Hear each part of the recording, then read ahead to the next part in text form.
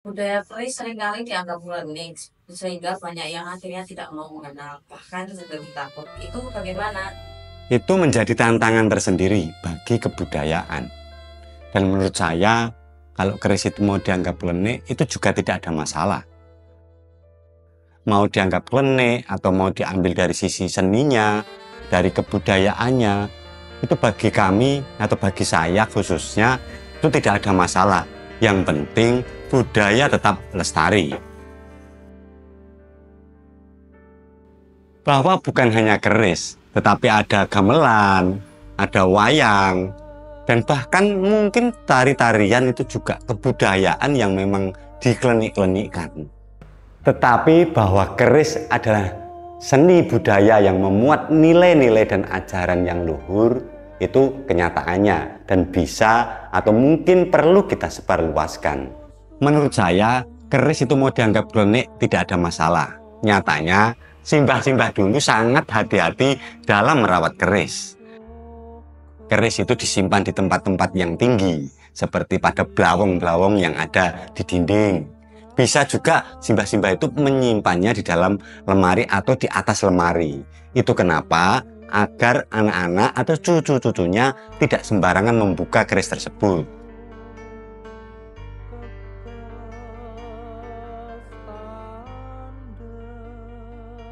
Memang begitu cara simbah-simbah dulu itu menjaga keris tersebut. Nah, mungkin agar anak-anaknya tidak sembarangan dalam melolos keris. Keris itu kan tidak sembarangan dalam hal mencabut atau melolosnya.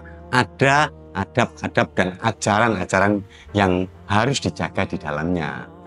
Juga mungkin selain cara-cara simbah dulu untuk menjaga ajaran itu, juga karena efek sinetron yang ada di Indonesia mungkin barangkali. Sinetron kita itu kan seringkali menggunakan budaya-budaya untuk suasana-suasana mistik. Misalnya dalam film-film horor, itu kan kita atau sinetron kita itu menggunakan gamelan sebagai musik yang horor, atau mungkin dengan keris, bahkan tari-tarian. Ada film-film horor yang bau-bau tarian dan sebagainya. Nah, mungkin saja karena efek-efek itu yang membuat keris itu dianggap mistik dan klenik. Tetapi bagi kami itu tidak ada masalah, yang penting budaya harus tetap kita jaga dan dilestarikan. Tidak ada masalah. Toh budaya itu kan sebuah tradisi yang sudah mengakar dan berjalan selama puluhan mungkin ratusan tahun, sehingga budaya keris akan tetap lestari walaupun dipandang dengan sudut pandang manapun. Buktinya keris ini tetap lestari dan masih ada selama ratusan tahun. Keris apa itu? Ini keris dolok. Kita buka isinya. Nih, keris dolok dengan pamor jeprit dan tangguh Mataram Senopaten. Sebuah era yang sudah bertahun-tahun lamanya. Ini adalah era Mataram pertama, era Panembahan Senopati. Apa pembabarannya? Pembabaran keris dolok yaitu keris lok 5 dengan rician gandik lugas, kemudian suguhan rangkap, kemudian ada geneng. Ini salah satu keris lok 5 yang tidak memakai kembang kacang. Filosofi keris dolok itu sendiri diambil dari artinya, yaitu dolok adalah pohon jati muda. Pohon jati muda arane dolok. Pohon maknanya adalah pohon jati itu mampu beradaptasi dengan berbagai cuaca. Ketika cuaca hujan, dia akan tumbuh rindang dengan daun-daunnya yang hijau. Ketika musim kemarau, kering kerontang, dia akan menggugurkan daunnya sebagai cara untuk bertahan hidup. Filosofi ini membimbing kita atau pemiliknya agar mampu bertahan dan survive di berbagai medan dan cuaca. Ini adalah ajaran agar manusia atau pemiliknya selalu berjuang dalam kondisi apapun.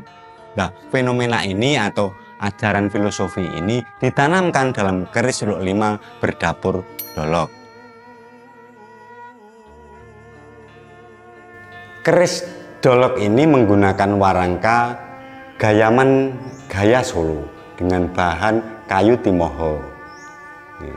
Cecekannya cukup luar biasa, tegas.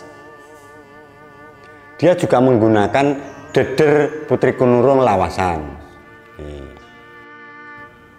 Pendoknya cukup tebal dengan pendok motif lunglungan bunga. Bahan warangka Gayaman ini menggunakan bahan kayu timoho. Kayu timoho seringkali dipakai untuk warangka-warangka keris yang khas dan klasik. Tampilannya begitu indah dengan serat-serat yang hitam ini seperti ini. Sebuah keindahan yang mungkin menyatu dalam sebilah keris dolok ini. Gitu. Baik Pak, makasih ya informasinya. Ya, sama-sama.